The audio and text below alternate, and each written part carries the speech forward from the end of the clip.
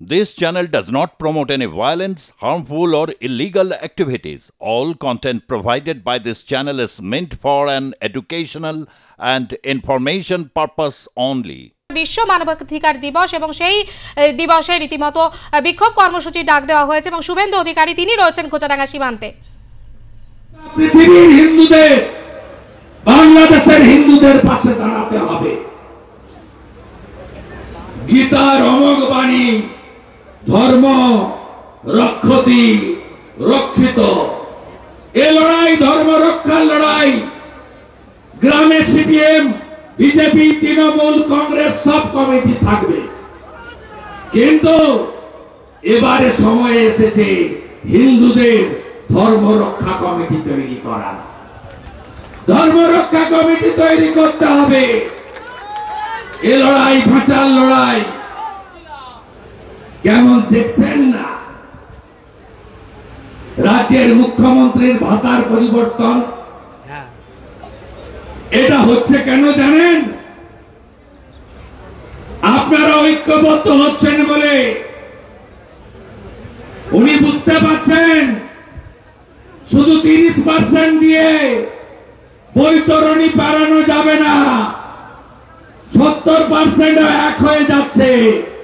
তাই প্রথমে বললেন রাজাকারদেরকে ভারতে নেব, বাংলা পশ্চিমবঙ্গে নেব। কবে বললেন?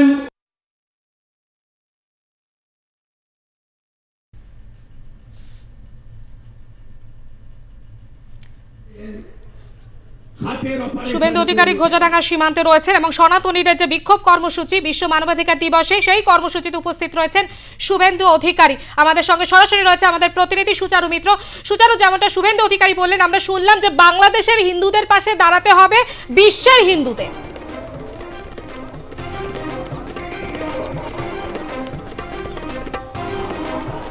একেবারে সমস্ত হিন্দু বিশ্বের হিন্দু এক হও, এই ডাক বারবার দিচ্ছেন পশ্চিমবঙ্গের বিধানসভার বিরোধী দলনেতা শুভেন্দু অধিকারী।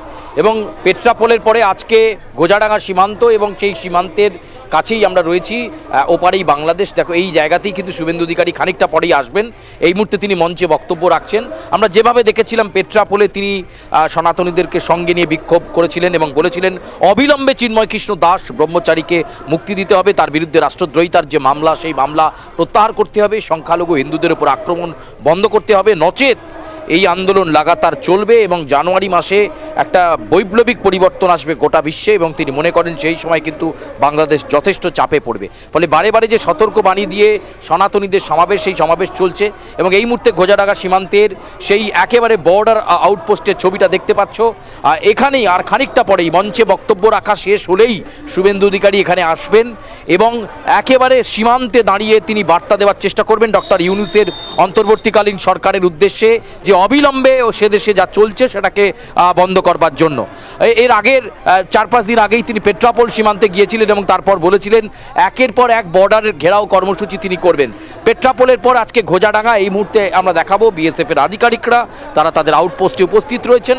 আজকে কিন্তু সমস্ত রকম ট্রাক এখান থেকে সেই যাওয়ার বিষয়টা কিন্তু সকাল থেকেই বন্ধ রয়েছে। আমি বাদিকের অংশটা একটু ঘুরিয়ে দেখাতে বলবো। একেবারে গোজাডাঙ্গা সীমান্তে আমরা দাঁড়িয়ে রয়েছি শুভেন্দু অধিকারীর মঞ্চের ঠিক 10-15 ফুট দূরে। আর খানিকটা পরেই তিনি বক্তব্য শেষ করে এই মঞ্চ থেকে নেমে চলে আসবেন এখানে এবং তারপর একটা বেলুন উড়িয়ে তিনি বার্তা দেবেন যেভাবে পেট্রাপোলে করেছিলেন।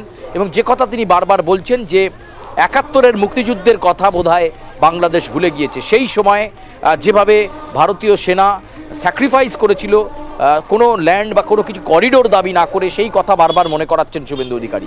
এবং তিনি এটাও বলছেন যে বারবার সংখ্যালঘু হিন্দুদেরকে টার্গেট করা হচ্ছে এবং সেই টার্গেটকে সামনে রেখে এছাড়াও ইন্টারন্যাশনাল কৃষ্ণা কনসাসনেস অর্থাৎ ইসকনকেও কিন্তু বারে বারে টার্গেটে রাখা হচ্ছে। চিন্ময় কৃষ্ণ দাস ব্রহ্মচারী তিনি কোনো রাষ্ট্রদ্রোহিতার কাজ করেননি, সে দেশের কবিই বলেছেন ফারাদ মাজার। তিনিই কিন্তু ডক্টর ইউনূসকে প্রশ্ন করেছিলেন যে কেন চিন্ময় কৃষ্ণ দাস ব্রহ্মচারীকে আটকে রাখা হচ্ছে, অবিলম্বে তাকে মুক্তি দেওয়া হোক। এবং এখনও পর্যন্ত তিনি কারাগারেই রয়েছেন। এমনকি তার হয়ে কেউ আদালতে ওকালত না মানিলে, কেউ আইনজীবী হিসাবে লড়াই করতে গেলে তাকে প্রাণঘাতী আক্রমণ করা হচ্ছে মৌলবাদী শক্তিদের তরফে। রমেন রায় তার প্রমাণ। এছাড়াও সনাতনী জাগরণ জোট বাংলাদেশের সেখানকার নেতা মুখপাত্র, তাকেও আঘাত করা হয়েছে, রাস্তায় ফেলে পেটানো হয়েছে। ফলে এই মুহূর্তে বাংলাদেশের সার্বিক পরিস্থিতি বিদেশ সচিব পর্যায়ে বৈঠকের পর কতটা স্বাভাবিক হয়, বাংলাদেশ ইতিমধ্যেই দাবি করেছে শেখ হাসিনাকে ফিরিয়ে দেওয়ার জন্য।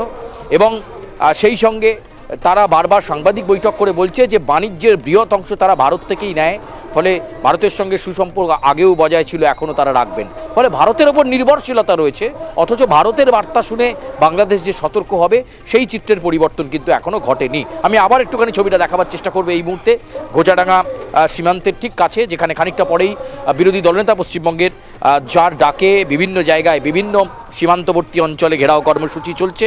আজকে গোজাডাঙ্গায় তিনি এসেছেন এবং মঞ্চ থেকে একের পর এক বক্তব্য রাখছেন ডক্টর ইউনূসকে লক্ষ্য করে, এবং সেই সঙ্গে এই রাজ্য তথা এই দেশ কতটা সেখানে সংখ্যালঘুদের জন্য পাশে রয়েছে সেটা বোঝানোর চেষ্টা করছেন।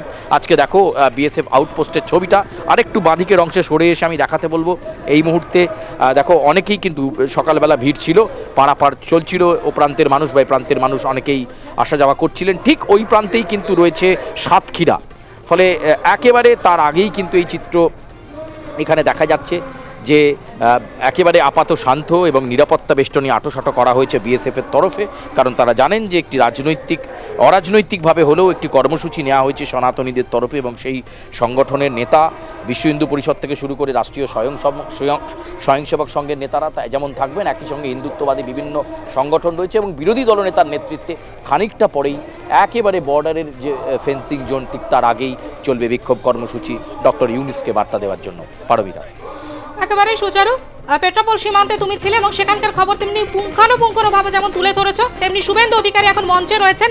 মঞ্চের পরে তিনি গোজাডাঙ্গা সীমান্তবর্তী এলাকায় যাবেন এবং সেখান থেকে কি বার্তা দেন অবশ্যই নজর থাকবে। আপাতত ধন্যবাদ তোমাকে। গোবিন্দ মোহন আইএস কর্মসূচির পরে নবান্ন গিয়ে হাত জোড় করে বলেছেন জমিটা দিন, হু করে রোহিঙ্গা মুসলমান বেড়া না থাকার জন্য ঢুকে পড়ছে, শাহজাহানরা ঢোকাচ্ছে, বদলে যাচ্ছে ডেমোগ্রাফি। লালটু শেখ, আব্দুল মান্নান ধরা পড়ল সোনারপুরে, 17টা অবৈধ আধার কার্ড, 19টা এপিক কার্ড, সব হিন্দু নামে। ভাবতে পারেন জাহাঙ্গীরপুরি দিল্লি হনুমান জয়ন্তীর মিছিল আক্রমণ, গ্রেফতার বাংলাদেশি, রিমান্ডে বলল গোসাবা দিয়ে ঢুকেছি বারুইপুরের উপর দিয়ে। এই রাস্তাগুলো আর আছে? বাসন্তী এক্সপ্রেস হয়ে বারুইপুরের রাস্তা, আপনার এদিকে ওদিকে